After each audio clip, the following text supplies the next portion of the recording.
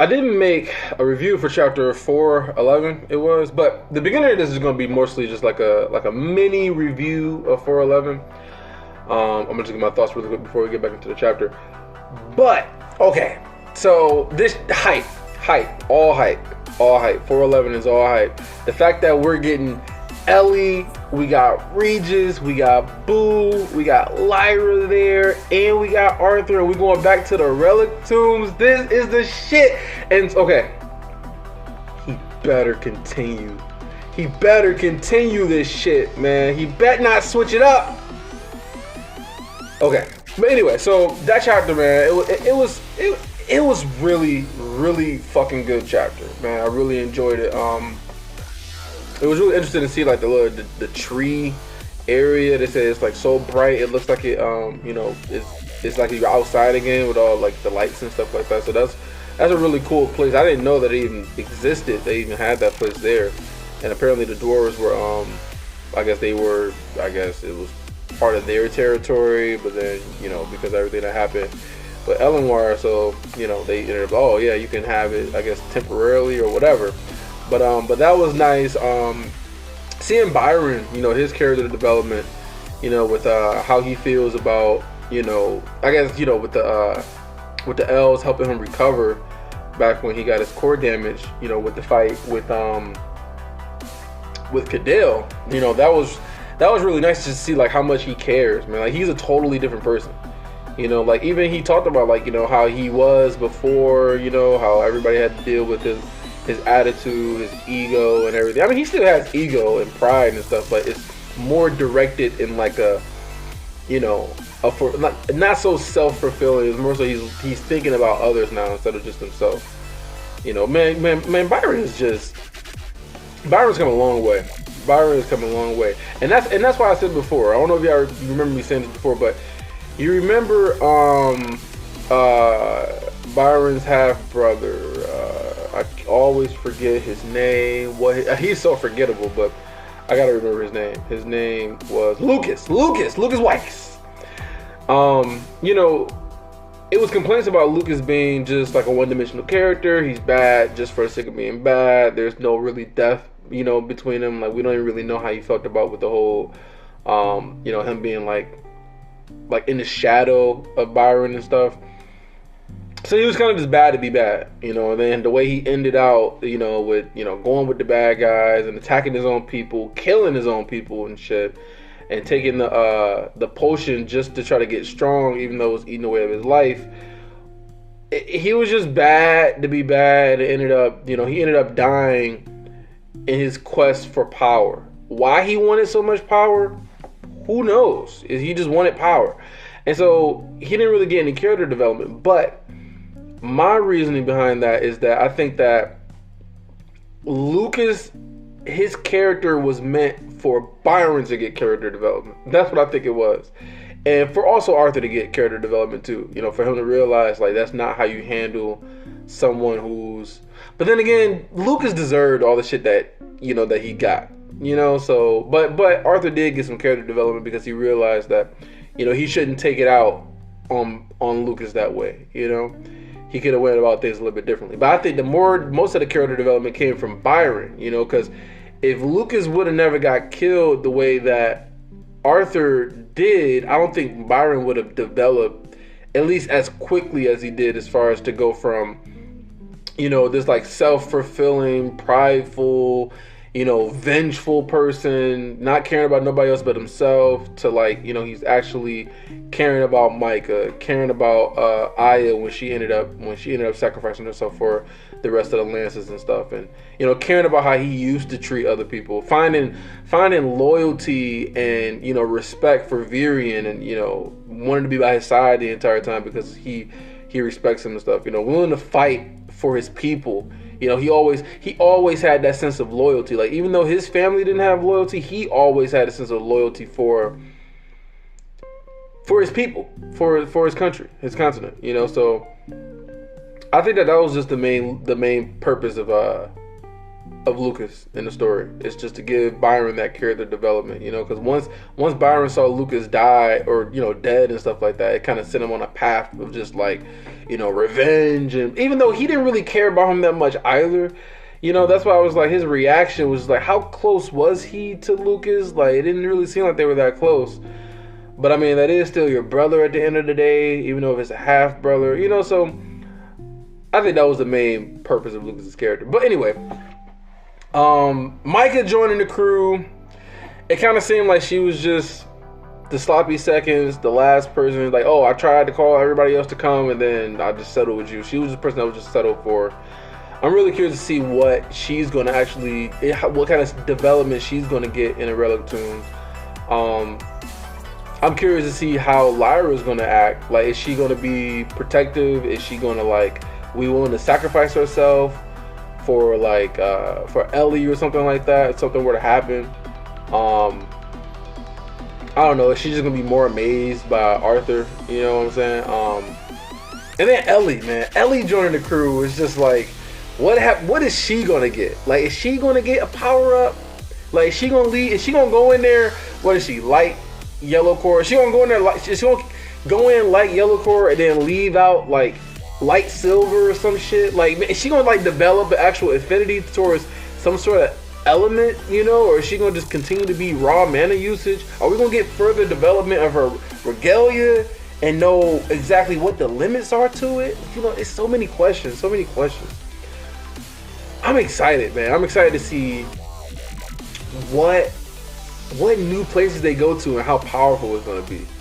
Because we know it matches the power, right? And so with all these powerful ass people with them, it's going to be crazy. It's going to be crazy. These places going to be fucking like life or death, like every second. It's got to be, right? I'm excited. I'm excited. I'm excited. I mean, like I said, with Turtle Me and the creativity that he's been having, been going to the Relic Tombs, you know, with what is it called? The spear beaks and the bears, and then you got the Pantheons or whatever. Not the Pantheons, what are they called? I forget. It don't matter. But 3 steps and like that whole storyline was dope. The mirror world, that shit was dope. So yeah, like every part of the Relic Tomb has been dope, and I'm really curious to see like where we go from here. But yeah, so that's it. That's all I'm gonna say about the chapter for now. So let's get into the actual new chapter. Let's look at where we gonna be at. Chapter 4:12. Are you shitting me? No way. No way. No way. No way. No way.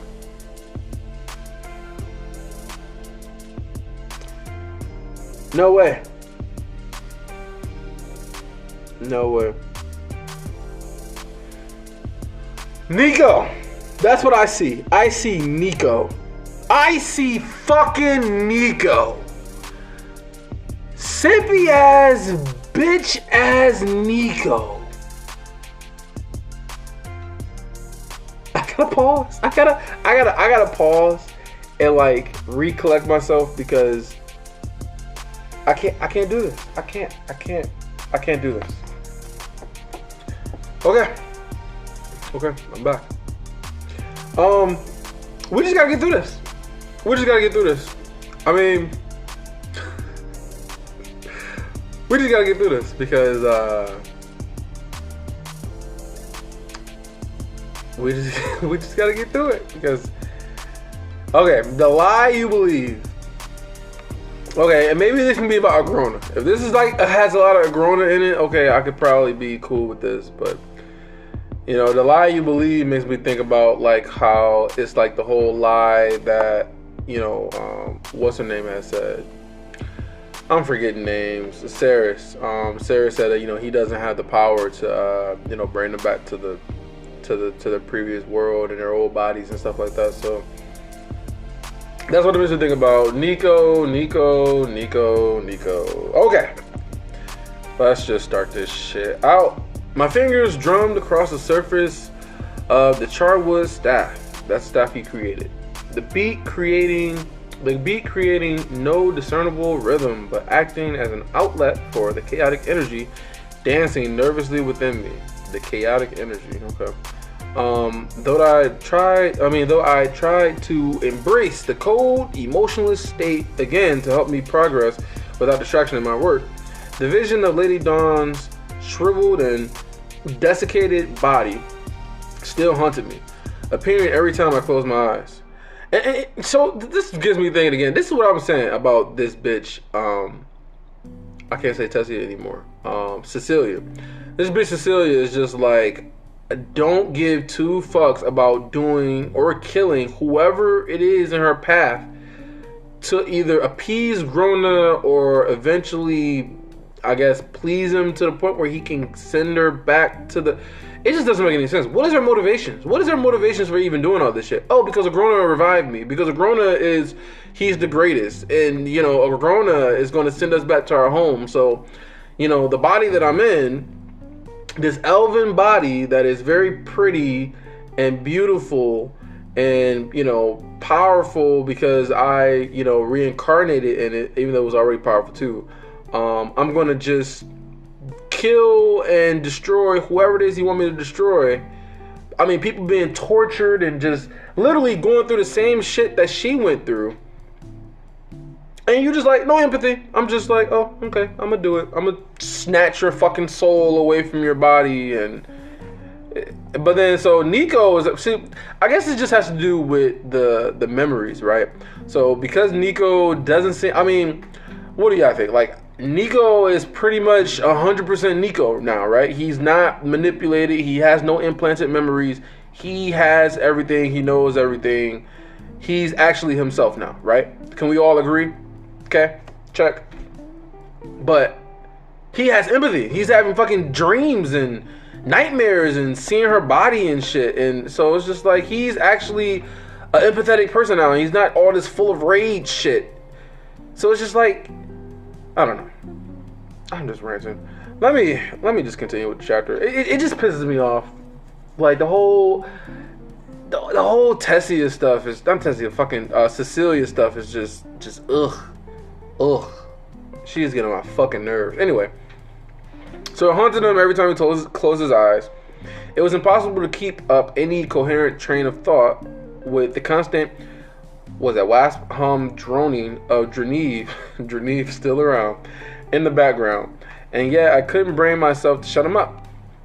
There was something equally comforting about the noise that I had gotten used to over the years of his servitude. When I saw you, I think I about died right then and there, horrified and saw a heart attack, he said, chuckling. He was sitting cross-legged on the floor like a child, rolling a wooden ball around in circles. What the hell? Like literally like a child. While I was standing at my workbench and staring down blankly at a collection of artifact parts. I didn't know, never thought, because when I first went to Dicathan, you were safe in the dwarf home, weren't you? He paused, taking a rattling breath, the noise of the rolling ball stopping for just a second, then going on again. Well, that's what done me in, wasn't it? Bad luck. That was all. Cursed bad luck. Without looking back at him, I said, I think disobeying orders and nearly destroying Agrona's plans had something to do with it. Dreneve let out a simpering noise that was part laugh, part the whine of a kicked dog. A cautionary tale, isn't it? Maybe my ill luck will save some wee little mage a whole catastrophic heap of consequences one day. Hearing a strange noise in his voice, I turned from my work to look at Dreneve. He had taken off his mask and set it aside. Beneath it, his features were unremarkable. When I had first been brought home and returned to myself, I had found this lack of interesting scars or gruesome disfigurement both strange and a little disappointing. Even now, despite his constant talking and retelling of the same old stories, he never explained why he wore the mask. When asked, he would simply pretend as if he hadn't heard and change the subject. Now there was a faraway look in his eyes and a lopsided grin on his unassuming face. Dreneve, right? Dreneve has like red, fiery hair. I mean, who is Dreneve? Is Dreneve even really important to the story? Does he have some sort of backstory that might be interesting? Is he related to one of the sides or something like that? Did his parents get killed? Did he grow up in Alacria? I mean, probably, right? I mean, I'm wondering if he has any type of like any depth to his character at all. So there's a forward look in his eyes, and a lopsided grin on his unassuming face. They'll call it the dreary ballad of Dreneve, the would-be retainer, a fable about how ambition, when not tempered with patience and good sense, leads even the greatest of heroes to ruin. Okay, he sounds like a fucking storyteller. Feeling my brows rising up my face, I licked my lips to speak, caught myself, and suppressed a sigh. I don't give a fuck about any of this shit. Ugh. Okay. Silently acknowledging that any interruption now will only prolong what was to come, I returned my attention to the unfinished artifacts on my workspace and tried to focus, letting Dreneve's words roll past me like wind against the willow panes. Our intrepid hero, Dreneve, sought to prove himself in the eyes of the High Sovereign, and so gleefully accepted the most dangerous of tasks. He took an unstable portal to a new and distant land full of strange magic and monsters, where he began the careful process of foraging artifacts and testing the locals, discovering who among them would be amiable to the High Sovereign's will. Amenable to the High Sovereign's will? 1 or 2. Imbuing my regalia, I searched yet again through the now glowing parts arrayed across my workbench, occasionally shifting them around to see how the different pieces attuned with one another. When I had the pieces I wanted, I moved them closer to an incomplete pair of cylindrical devices. I think that's how cylindrical, I don't fucking know, whatever. Each not much larger than a charcoal pencil. The result was unsatisfying, so I redistributed the individual parts and began again. The races of Decathlon were divided, and Dreneve found what he was looking for in the depths of the Dwarven Kingdom. The desert sands were fertile planting ground for promises of a better future, and Dreneve worked himself up the lures to the king and queen themselves until they agreed to support us. So he started with the dwarves, and then he worked himself up to where the king and the queen of the dwarves, the ones that got killed, they had his support. I stopped, distracted. This was when my earlier childhood memories were locked away, and the persona of Elijah implanted into my mind. Thinking about it now, with both sets of memories unlocked, caused a dizzy rocking sensation to run up my legs and into my core, like I was standing on the deck of a small boat bobbing in the sea. So much of the damage Arena had done to my mind still lingered, like scar tissue. Well, that's what happens when, you entrust your mind to fuck. Well, I mean, I guess it's not really his fault because he got reincarnated against his will. It's not like he asked to be reincarnated, so I can't really blame him for that. But I mean, I don't know. Would he have been so hell-bent on killing Arthur if he had his core memories when he got revived? I don't know. Probably not. He probably would be pissed, but he probably wouldn't want to, kill him. But then again, we don't know everything that happened when he was, after Cecilia got killed. Not murdered, but killed. I don't know. Maybe not. Networks of spies were established, branching out from Darv and into Sapin, with Dreneve at their head. So is he still storytelling? Yes, he's still storytelling. Dreneve saw an opportunity, weakness in the loose thread that wove the races and the nations together, and an eagerness for hostility as they were pushed closer together.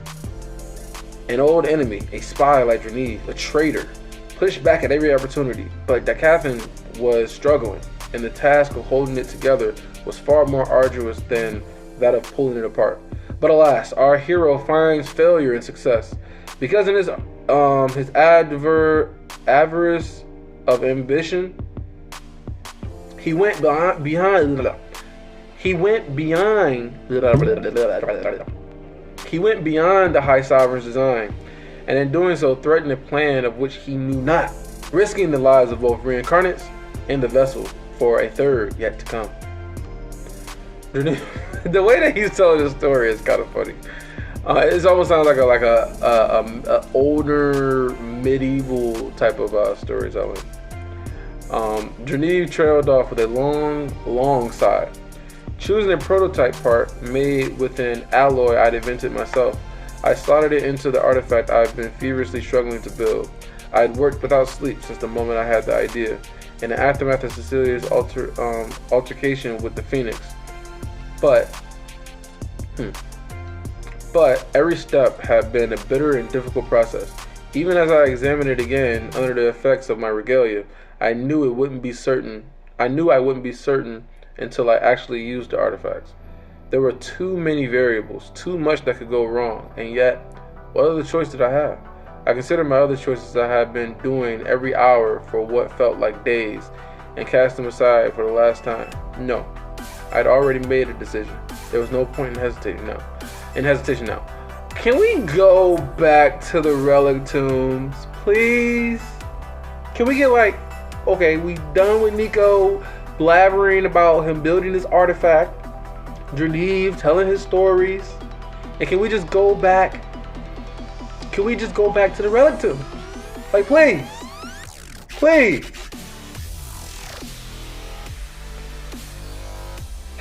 Turning around again, I looked at Genevieve. He was staring down at the balls in his hands, and so Genevieve retreated home, removing me. Oh yeah, so here's the story. So Genevieve retreated home, removing me from where I was supposed to be and failing even to acquire the vessel. I said, this is continuing the story for him. The High Sovereign was furious and nearly had Genevieve executed, but felt that was too easy a punishment. And so you were demoted and assigned to be my attendant instead. After which I spent years trying to make your life as miserable as possible. Genevieve's eye twitched. A sad end to our hero's tale. He snapped upright suddenly, leaping to his feet as he realized what he was saying, then falling into a deep bow, so low his crimson hair pooled on the floor. Forgive me, Lord Nico. I did not mean to agree with me? I asked, amused. Despite myself, the moment I noticed my amusement, it soured, and bile rose up in the back of my throat. I felt the childish impulse to apologize, but kept the words back. Genevieve, would you like to be free of this life? His back unbent slowly, and when I could see his face again, his uncertainty was obvious. As difficult as things can be, Lord Nico, I'm not eager to die.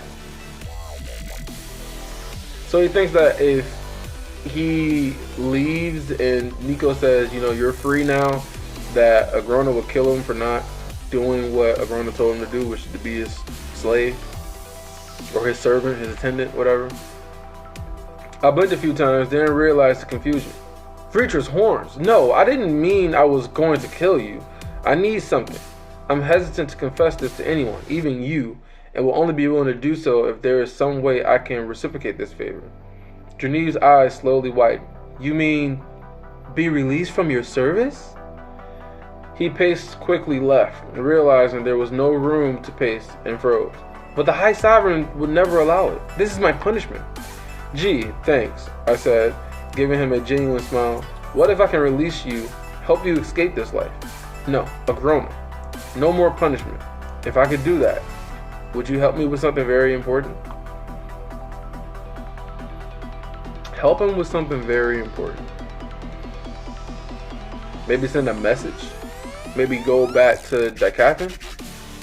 Maybe go to the Beast Glades and find the people that Cecilia was talking about. I don't know. He hesitated, his eyes darting away, returning to mine and then jumping off again several times. I am already committed to doing as you wish. My smile turned slightly predatory and reporting everything back to the High Sovereign.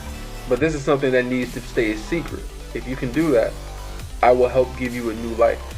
I mean, how much power and influence does Nico really have? I mean, not much, I would think. I mean, the size don't respect him. Agrona definitely doesn't respect him. He doesn't really have any influence. I mean, everything he does, he would have to be like in secret. But if something were to happen and Dreneve were to be gone, I mean, Agrona probably wouldn't care, but then he'd probably be like, how did he leave? Did you help him leave? You know, like, I don't know. I don't know. I just want to go back to the relic tombs, please. I'm so disappointed. The wooden ball clicked against the wall, having rolled slightly away when Dreneve stood, making him flinch. I'm sorry for how I've treated you, I said, recognizing the right time for those words. Despite master of that captain shouldn't flinch at every pin drop, that is, at least in my part, or at least in part, my fault. And I'm sorry. Finally, Dreneve's head bobbled in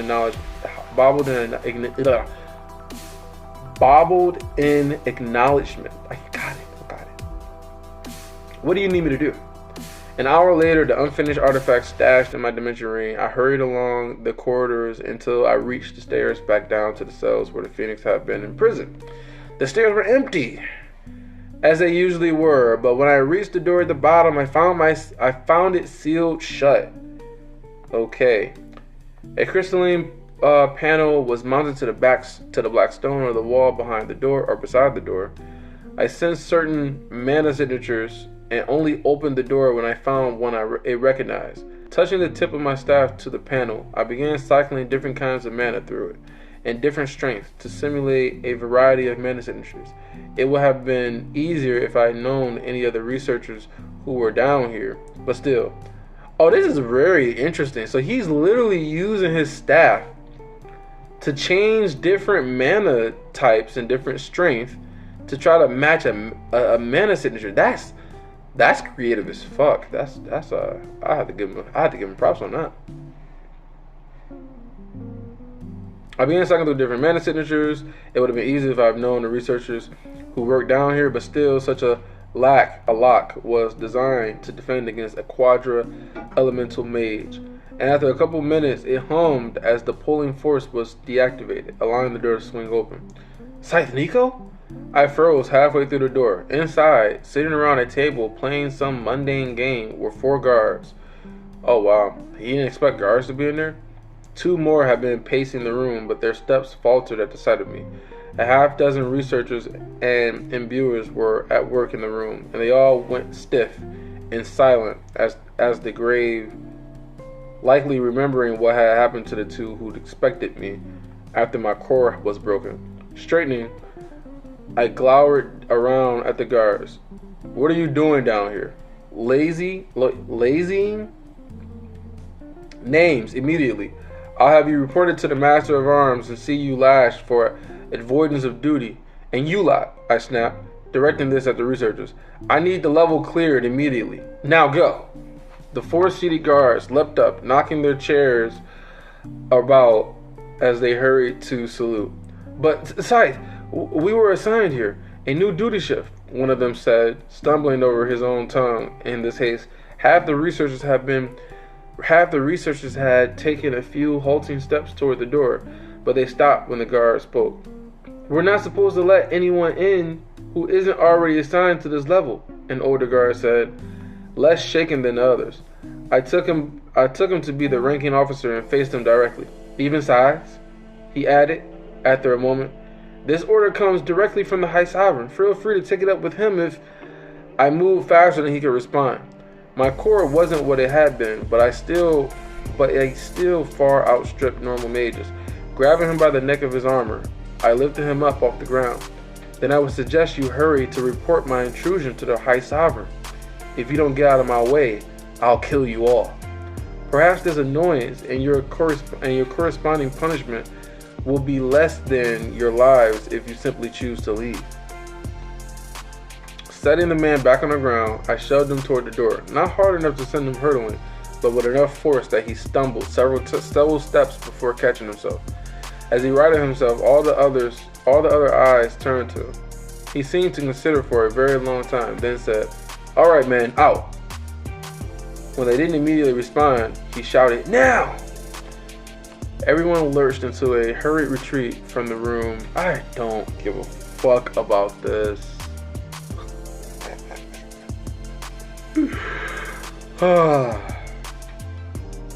I watched the last few of them rush from the room. I considered the guards and what they meant.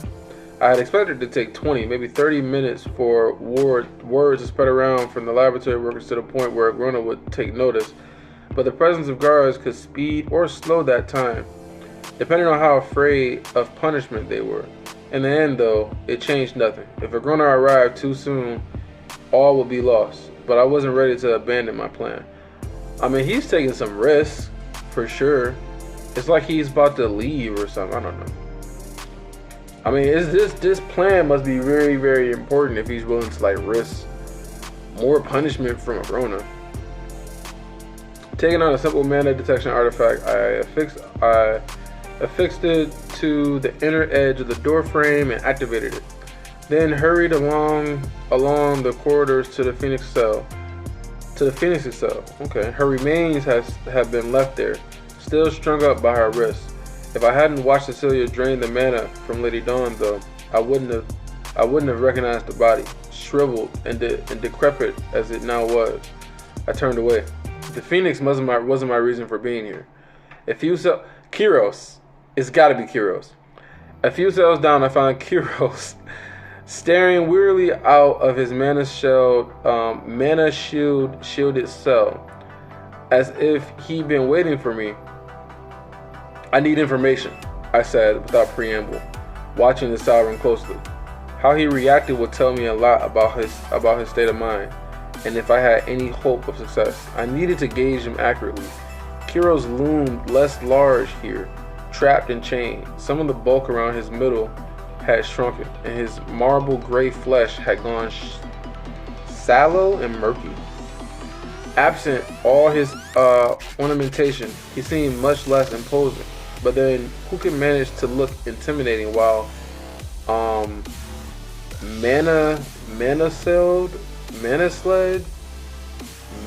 manacled with their arms out?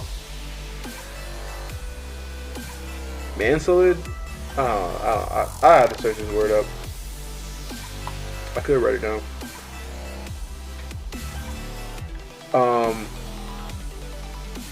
Mansolid with their arms out and the spikes shoved through their wrists. Gray could. Who could manage to look intimidating?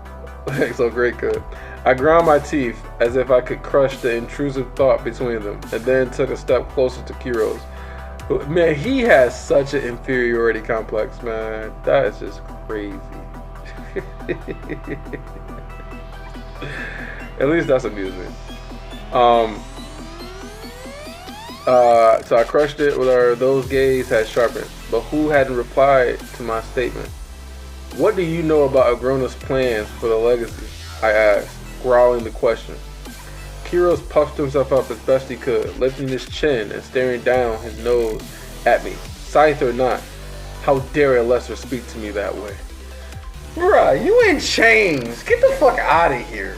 You in chains, looking like a bitch. Like, get out of here, man. Groveling. I remember when he first met him.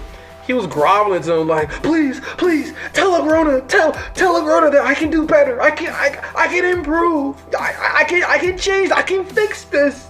And now you're talking about how dare you, man. Get the fuck out of here. Fuck out of here. I only stared, unblinking. After a moment, all the bluster oozed out of him, and he deflated. The legacy is a being capable of ultimate control over mana, a weapon to use against the other Asurus. He tried to shrug, but it was a feeble movement chained up as he was. Always sounded like a fairy story to me. Can she do it? I said quickly. Can she destroy Asurus, defeat Kez's Imdrath and the dragons? Does she have that power? He grunted. Not yet, but maybe someday, if she lives that long. And when she's completed his mission, what plans does he have then? I hadn't meant to ask this question, but I was surprised by Kyros' transparency, and my fear for Cecilia surged forward, drowning my other concerns. So he's just trying to figure out whether Agrona's actually... So here's the thing, man. So he's trying to figure out whether Agrona is actually being truthful about being able to take, like, his plan is to take them back to take them back to Earth, their previous world, and give them back their old bodies so they can live happily ever after, right? But then think about this for a second. Why would he do that? If he was able to, because he wants to retake Epheotis. He doesn't want to destroy everyone in Epheotis. He doesn't want to destroy all the Asuras. So he basically wants to get rid of the dragons, usurp Kezis from his throne and take it for himself. But he still wants to be the leader of, like, the Great Eight and all the rest of the races and the clans. And so Cecilia will be his shield. Cecilia would be the one thing that couldn't nobody fuck with, that nobody could ever take him off the throne because he's got Cecilia. So why would he send her back? He'd be basically he'd be pretty much relinquishing his ultimate weapon. And he wouldn't do that because he's not stupid. So of course it was a lie. And then on top of that, he told you before that when he was fucking with her memories, like, I lied to you. You knew about the lie I did to Cecilia. No. He said that you knew about the lies I gave to Cecilia with her memories and all the rest of the shit. And he was like, what makes you think I wouldn't lie to you? And it's like, Nico, like, how fucking dumb can you be? Like, of course he's lying. Of course he's lying. But he's like, it's like he has to be told it in order for him to believe it. It's just naivete. That's what it is. Naivete. Naivete. Yeah, it's really stupid. It's really stupid. But let's see what Kiro says.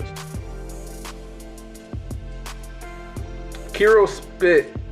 I don't know what the fuck this word is. Phthalgmy? Saliva? I don't know, y'all. I don't know.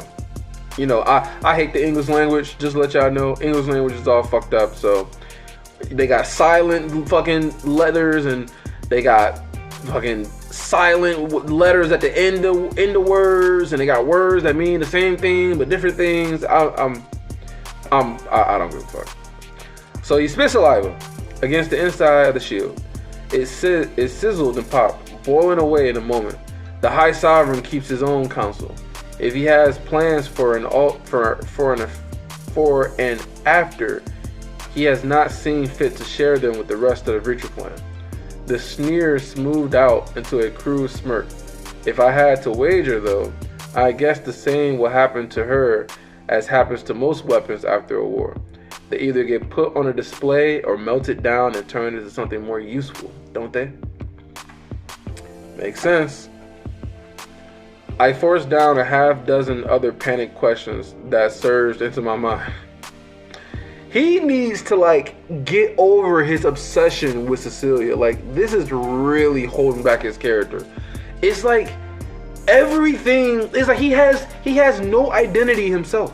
He has no, it's like without Cecilia, he's no one. Like, everything about him revolves around Cecilia. Like, fucking get over it, man. Like, what about you? What about you? Talk about you without mentioning Cecilia. Do something that doesn't have anything to do with benefiting and protecting Cecilia. Like, fucking, like, his character has potential. It has potential to not be shit. But you have to get over the obsession with Cecilia. Like, God. And if she wanted to prevent such an outcome, if the legacy wanted to preemptively strike back at Agrona himself, each word was voiced carefully, my enunciation painstaking and exact as I thought through each syllable. Perhaps if you were to be useful enough, there is a future for you outside of this cell. Kiros was already shaking his head halfway through my speech, his horns scything through the air from side to side. You're daft. All that muddling about the High Sovereign has done must have scrambled your brain, boy. But, Kiros trailed off, growing thoughtful. Perhaps with me by her side, she might have a chance. What does he mean by that? I'm actually surprised at like how open Kiros is to like talking about all this. Maybe he's only open to talking about all this because he can see that there's a potential chance that he can get out of this cell. And I think the moment that he gets out of the cell, he'll end up just probably because he still values and holds a Corona up here, right? So I can see him like using this as a chance to like, okay, maybe if I can convince Nico to get me out of this cell, he can turn Nico into the High Sovereign about his betrayal and shit, and then because of that, Agrona would lift him up and leave him of his punishment, saying that like you've done good enough to where you're not gonna be changed. So that's what I can see for Kiros, because I don't see Kiros like actually, based off of his behavior when he got captured the first time and the conversation with Nico, based off his behavior, I don't think that he would betray Agrona. I think that he fears him too much. So I can see this fucking, I guess, backlashing on Nico. So perhaps with me by her side, she might have a chance. Release me, and I'll help the girl take Agrona's head. Fuck out of here. You can't be that dumb. A mental ping of mana notified me that Cecilia had just left the stairwell. A mental ping of mana? A mental ping of mana. Is that from an artifact? Or is that from his staff? Passing in front of the device I had left at the entrance to this floor, there was no more time. Oh, okay. Smart.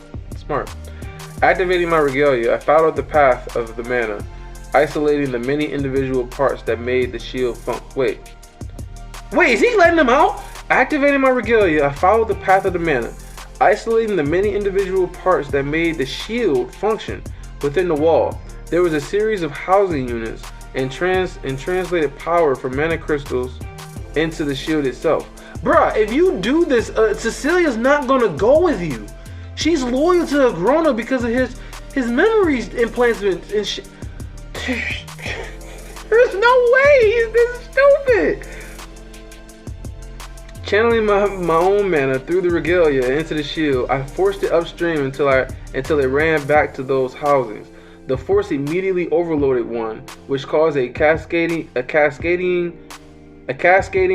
failure of the others, and in a handful of seconds the entire device gave a static crackle and the shield vanished.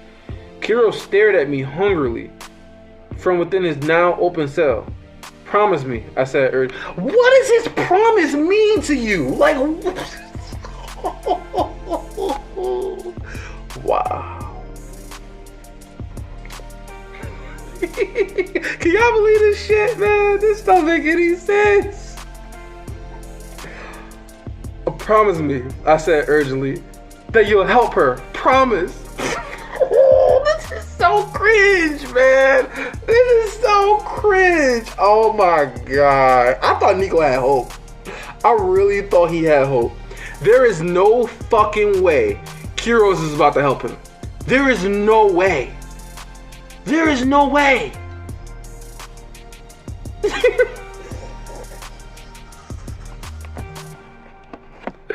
Okay. Sure. I promise. On my honor as sovereign, he said, lapsing into an amused smile. Just hurry up and release me. Working quickly, I forced open the manacles. Kiros squirmed as the spike inside his wrist shifted, and I shot him a warning look to be still. Slowly, I eased the rune-covered spike free from his wrist. As I did, interposing my body between Kiros and what I was doing, I very quickly but carefully stabbed one of my newly created artifacts into the same wound. before it could heal over. Wait. What is this? As I did. Wait, did he make an artifact that will like force him to keep his promise or some shit? That would be smart. That would be really fucking smart if he did that.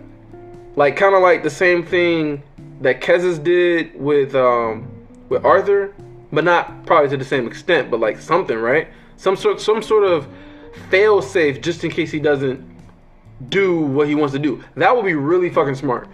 But let me see what this is. So working quickly, I first opened the manacles.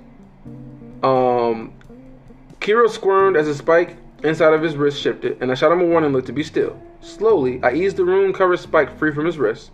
As I did, interposing my body between Kiro's and what I was doing, he very quickly but carefully stabbed one of my newly created artifacts into the same wound before it could heal over. So once he removed that spike, he stabbed it with one of his artifacts inside the wound before it could heal over. So he put something inside of it. Damn, careful what you're doing. That hurts, Kiro's moaned. The artifact was slightly smaller in both length and thickness than the spike. And as soon as it had been inserted and the spike fully removed, the flesh of Kiro's wrist began to heal over. With the second artifact hitting in the palm of my hand, I moved around him and repeated the process on the other side. Okay, so he's got these artifacts in his wrist. Okay, this is smart. Okay, so let's see how powerful this failsafe is. Like, will it completely stop him in his tracks if he doesn't do something? Will it like suck his mana away? Will it like put like a shield or something? Will it stop him from using his mana as like an offensive, using like offensive attacks or something? Okay, so Kiro's okay, not Kiro's. So Nico isn't as dumb as I was about to think he was. Okay. There has to be a reason that he promised. Maybe the promise was part of like the condition for the artifact to work or something like that. You know what I'm saying? This is interesting. I'm liking this chapter a little bit more now. After releasing the last of the chains, I stepped back. Kiro's groaned. Yeah, so he expects Kiro's to not follow. Okay. Kiro's groaned, stretching his back and rolling his shoulders. Then, with an almost lazy motion, he backhanded me across the chest. Sent me hurtling down the hallway. We all expected this, right? I'm not the only one that expected this. So let's see what this failsafe does. He backhanded me across the chest, sending me hurtling down the hallway. I felt myself bounce off one of the other shielded cells, then crumpled into a heap on the floor. My vision went in and out. So what does this failsafe do? Like, I thought it would stop him from hurting him or something. It's like he fucking almost got knocked out from that hit. Crumpled into a heap on the floor. My vision went in and out for a moment. The hallway wobbling violently around Kiro's muddled form as he stalked in my direction. In the distance behind me, a silvery halo of blurry hair peered around the corner. Pathetic creatures, Kiro's mused under his breath as he stared down at me. Why the High Sovereign has such perverse interest in... Kiro spun around, facing Cecilia, who had lifted up off the floor and was flying towards us. Perhaps if I take Lord Indreth your heads, I'll be allowed back into Epheotis. Wait, what? Indreth? Yo, I didn't expect that. I thought that he'd be going back to Agrona. This motherfucker said, if I take y'all heads to Indreth, he'll let them back. Oh, that's something. But can Kiros really defeat Cecilia after he's been in the cell for however many months or weeks? I doubt it. I seriously doubt it. I seriously doubt he'd be able to defeat Cecilia. But let's see where this goes. Perhaps if I take Lord Indreth your heads, I'll be allowed back into Epheotis. Kiro shouted at her, his hands coming up as if to wrap around the handle of a weapon. Mana seethed and boiled all around him, condensing into a shapeless mass in his fist, then burst apart again, crashing like a tsunami all around us. I groaned as the force slammed me down into the floor like a battering ram, and the light swam in front of my eyes. Kiro snarled as even he was struck with enough force to be... Wait, let me go back. Kiro shouted at her, his hands coming up as if to wrap around... Yeah, so it's like to wrap around the handle of a weapon. Mana seethed and boiled all around him, condensing into a shapeless mass in his fist, then burst apart again, crashing like a tsunami all around us. So it burst apart. So I'm guessing this was Cecilia. So he had the weapon, right? And then he was about to smash it, but then Cecilia used, her overwhelmingly mana control abilities to like burst the weapon apart, and it created some sort of tsunami that crashed all around. So I groaned as the force slammed me down into the floor like a battering ram, and the light swam in front of my eyes. Kiro snarled as even he was struck with enough force to be driven back into the wall by his own failed magic. Yep, that's what I thought. He stared down at his hands in shock. Wait! It wasn't Cecilia. This was Nico and that artifact. He stared down at his hands in shock, but he had very little time to wonder what had just happened before Cecilia was on him. Even weakened by imprisonment and limited mana, he was far superior to Cecilia physically, and his huge hands balled into fists as he crouched and prepared to meet her head on. Every cell barrier in the hallway blinked out at once. And dozens of set of chains struck at him,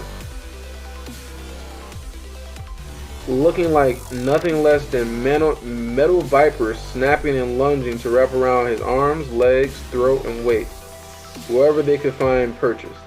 "No, release me! I command you!" he shouted, his voice cracking. Cecilia landed before him, leaning slightly to the side to see around him to me. I only stared back from where I lay awkwardly, splayed across the floor. Wait, maybe it was Cecilia? Although I felt certain she would sense my mana well enough to know I wasn't fatally wounded. The angrier she was, however, the higher likelihood of success we had. The angrier she was, the higher the likelihood of success we had. Mana surged around Kiros again, spilling out of him, choking the breath from me, but Cecilia was unfazed. His control over mana was too imprecise with my artifacts implanted directly into his wrist. Every muscle in his towering form flexed against the chains. And a couple even broke with the sound of shearing metal, sending a spray of sharp steel pinning off the walls and ceiling.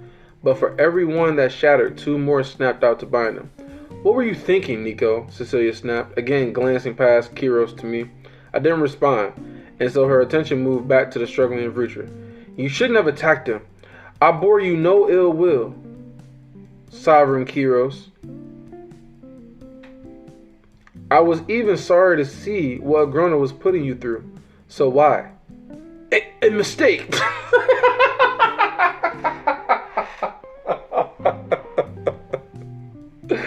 Man, these sovereigns, man. A mistake, he choked out around the chains, which were imbued with so much mana that they were beginning to glow like metal left in a hot forge. I can see that now. Release me and I'll help you kill him. Who's believing this shit, man? I held my breath. Everything hinged on this moment. Cecilia's expression crashed down into a confused scowl. "What? Together, we can kill a Grona." Teeth bared, Cecilia reared back and slashed with her hand. A scythe of cutting wind and white fire bit into the basilisk's neck and chest, spinning his body half around. The wound had barely left a scratch. Oh wow. Cecilia pulled the chains tight, but Kiros let out a low, dangerous laugh without attempting to channel mana again. He flexed against the chains, and another broke, then another. "You may be strong enough to drain the life from the shriveled remains of a long-imprisoned phoenix girl, but I am of the Vritra, a sovereign of this land, this world. Your strength is as of yet nothing next to Kiro's cut off with a choked gasp. Mana was pouring from him, swelling and steaming out of him like water through a ruptured dam. Cecilia was taking it. I did everything I could not to let my smile show, though. Kiros tried to speak, but he couldn't. The chains around him grew continuously tighter as his body diminished, shrinking in on itself. The mana that kept him strong and full of vitality no longer present. Bruh, what is going on right now? So was this part of... Okay. Was this part of Nico's plan? Was his plan... He said the angrier she got, the higher the likelihood of success. So he wanted Cecilia to be able to take his mana. He wanted to be able to kill Kiros. So this was all a plan to kill Kiros. Why does he want to kill Kiros, though? Why does he want to kill Kiros? I don't really know about that one. And he put those artifacts inside of his wrist to make him even weaker, so that way Cecilia has a better chance of winning. But Cecilia didn't know the plan was to kill Kiros. And so he intentionally said what he said to make Kiros think that he wanted Agrona dead. And he knew that when Cecilia showed up, that him mentioning wanting to kill Agrona was going to piss her off even more and get her to steal his mana because of how loyal she is to Agrona. So he wanted Kiros dead, but why? Okay, so this is actually a very well thought out plan by Nico. I gotta give him credit. Man. I mean, but maybe Cecilia didn't know what was going on at all. Like maybe she had no clue that he was going to talk to Kiros. Okay, let me just keep reading. So he tried to speak, but he couldn't. The chains around him grew continuously tighter as his body diminished, shrinking in on itself. The mana that kept him strong and full of vitality no longer present. Standing, I maneuvered carefully around the web of chains that bound him until I stood at Cecilia's side. Her entire body trembled, and a trickle of blood ran from the corner of her eye, like a scarlet teardrop. Although I couldn't see mana particles like she could, I was very aware of the way her physical body seemed to strain against the ocean of basilisk mana. Her core had no room for it, and so it filled every muscle, bone, and organ. Mana was bleeding from her veins into the atmosphere.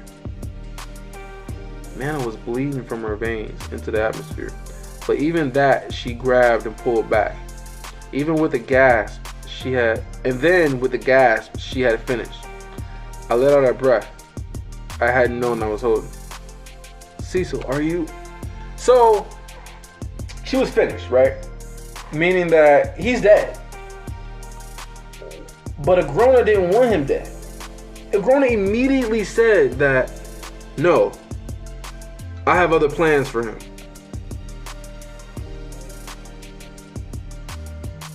So what was the purpose? Wait. Was he doing this intentionally to kill Kiros and have Cecilia be the one to do it? So that way Agrona would be pissed off at her? Does he want to make Agrona mad at Cecilia?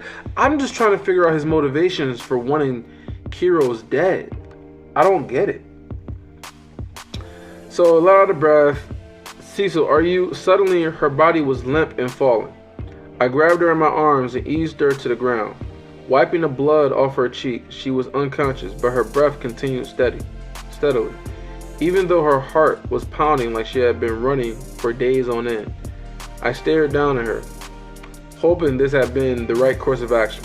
Another ping warned me of someone else approaching, just as I felt the sudden swell of his mana grasping like claws at the entire level. This must be a groaner, right? Another ping warned me someone else was approaching, just as I felt the sudden swell of his mana grasping like claws at the entire level. Spinning, I conjured blood iron spikes from the chains. Focusing my entire mind, all my will and mana on the task. What remained of Kira's body nearly exploded with them. Let me go back. Spinning, I conjured blood iron spikes from the chains, focusing my entire mind, all my will and mana on the task. What remained of Kiros' body nearly exploded with them, dozens on dozens rendering his weathered flesh, pulling him apart into an unrecognizable bloody mess. I felt the fear of the spikes shearing into the fragile artifacts in his wrists, releasing a slow trickle of Kiros' captured mana. So the artifacts captured his mana, releasing a slow trickle of Kiros' captured mana. Just like the last... Is that vestiges of mana? Yeah. Vestiges of mana leaving a dead mage's body. Then, with terrifying suddenness, I was immobile, entirely frozen. My mind and body no longer connected. What is the meaning of this? Uh-oh. So what's the plan, man? We knew Agrona was gonna be pissed. So what was the plan?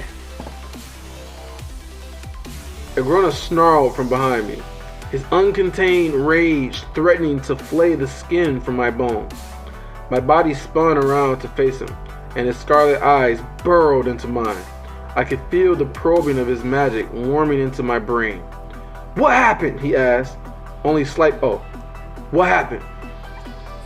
Only slightly calmer. I slowed heavily. This is interesting. This is very interesting. I slowed heavily as my facilities were partially returned to me. Not enough that I could move, but I was at least able to blink and speak. I was talking to Kiros when Cecilia came to find me. Is he about to just lie? But wouldn't he just be able to go into his mind and find out the truth? I was talking to Kiros when Cecilia came to find me. She overheard him speaking of treason, and in her rage she attacked him. His magic overwhelmed her, and she fell unconscious. But he was weak enough that I managed to destroy him before he could do any more harm. What? Bro, who's about to believe this? Okay, like we can believe he was talking to Kiros, okay. Cecilia came to find me, okay. She overheard him speaking of treason. Okay, we can believe that. And in her rage, she attacked him. That makes sense because he made her, loyal to him. And anytime anybody says anything bad about Agrona, she's going to fucking go off the handle. So that's believable. His magic overwhelmed her. That's believable. And she fell unconscious, as she is. But he was weak enough that I managed to destroy him before he could do any more harm. That's not fucking believable. The tendrils in my mind shifted about, poking and prodding each statement to verify its truth. I held that idea very carefully, confirming to myself that every word I just said was true. But what were you doing down here? Agrona asked after a long pause, and the tendrils dug deeper. Why did you threaten those assigned to this level? I was suddenly grateful that my body wasn't my own, as I felt the overwhelming urge to squirm with discomfort under Agrona's unblinking gaze. I was afraid. I wanted to know. I had to ask if she could really do it. Do the things you expected of her. Defeat the other Asura clans. Agrona's thin brows rose in surprise. Then his gaze shifted to the ruined corpse behind me. Well, do you have your answer? I tried to nod but couldn't. I do, High Sovereign. I'm surprised that Agrona's taking this so well. Because he was pissed. And I thought he would stay pissed. But maybe he was also surprised that he could do that she could do that to Kiros too. But then again, what was his motivation for doing all this? Nico. Why did he want Kiros dead? Maybe it's a psychological play? I snagged into myself, my body seemingly simultaneously very light and very heavy. But it was mine again. I rubbed my chest where Kiros' backhand had caught me. Agrona bent low and erased Cecilia's prone form from the floor. And eased eased Cecilia's prone form from the floor, cradling her like a child. As he turned his back to me, he asked, "Did she drink from Kyros' mana, Nico?" I stared through him, past him, into the distance, completely out of this world. I imagined I was looking into a new world, a different one. In that alternative version of this world, she hadn't. I could see it so clearly. I made myself believe what I was seeing with every fiber of my being. No, High Sovereign. Did she drink from Kyros' mana, Nico?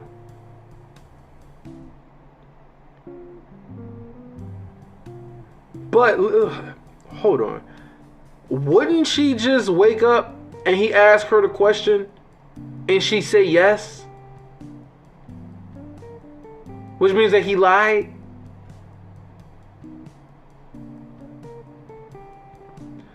This don't make sense. There's no way Agrona's gonna believe that Nico killed Kyros, bro. Like, what? Like, even a weakened Kyros, there's no way. He literally beat Cecilia. And then you mean to tell me that he did something that Cecilia couldn't? And then wouldn't she just wake up and be like, yeah, I drank from his mana and I passed out. And then he's a liar. And then now he's about to get killed or some shit. Or get locked up. I don't fucking know. No, High Sovereign. Agrona hummed softly as he carried Cecilia down the hall before turning the corner. He glanced behind him and past me to the corpse, where he no doubt saw the last bits of Kyros' mana trailing off into nothing.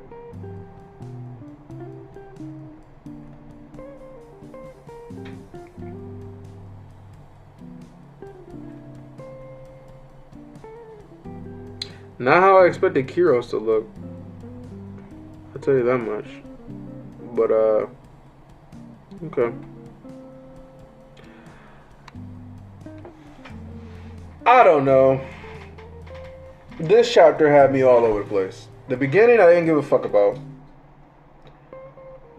Nico has these plans all, like, you know, planned out. With Dreneve, he needs Dreneve to do something, not tell the High Sovereign. He wanted Kyros dead. He either wanted him dead or he wanted her to drink from his mana. But why? Is it because he wants to make her strong enough to be able to kill Agrona?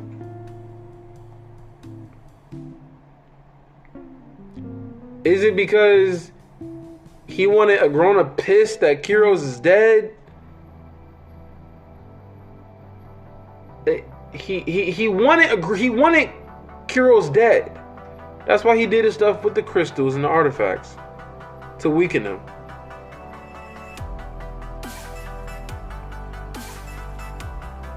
I don't know. I don't know what his motivations are. I don't know if he's just trying to power up Cecilia to where she can be strong enough to kill Agrona, because now she has a taste of Basilisk mana and Agrona has Basilisk mana.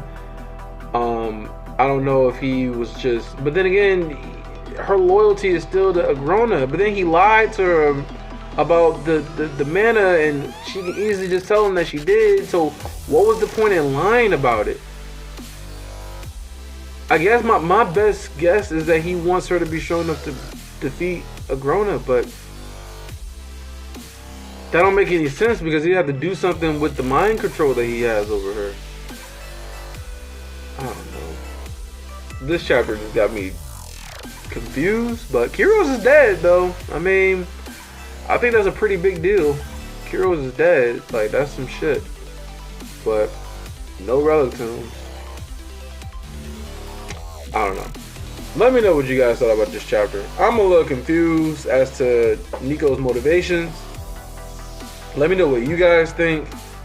Let me know what you thought about this chapter. I thought this chapter was meh. And it's only meh because of how we ended with the last chapter. So, okay, so I was reading a couple comments.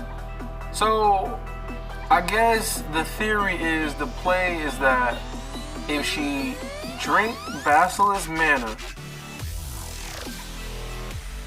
then she will potentially be able to remove the influence that Agrona has on her mind. Maybe that was his play. Because that would make sense as to why he lied to him and said no, that she didn't drink from him. Because I was thinking, like, wouldn't she just wake up and just tell him, like, yeah, I had his mana? But if she wakes up and she's able to remove, but wouldn't she have to try to do that? Like, remove the memories? And I also think back to what Agrona like, immediately said, no, I got other plans for him. As if, like, he didn't want her to drink from Basilisk mana yet. Right? So maybe that's what he was afraid of. And that's the idea that he might have got after everything happened with the draft. That makes sense. And that makes a lot of sense. So I guess that I'm going to just go with that was Nico's play. His play was that he was going to manipulate Kyros to get him to think that he wanted to kill Agrona, have Cecilia come around, Kyros say that he's going to kill Agrona, get her pissed off, she drinks from his mana, he dies, she's able to develop the power to be able to remove the influence that Agrona has on her, and therefore she won't be a puppet of Agrona anymore. And also, she will be strong enough, potentially, to be able to not be killed by Agrona because he's a basilisk. Because she said that she feels, after drinking the Phoenix's mana, she said that she feels as though she won't have any issues dealing with any of the Phoenixes anymore. So, if this works, I'm excited. I'm excited to see how Cecilia is going to act once the memory influence is gone. That actually makes the whole chapter a whole lot better. Okay. Let me know what you guys think. All right. Peace.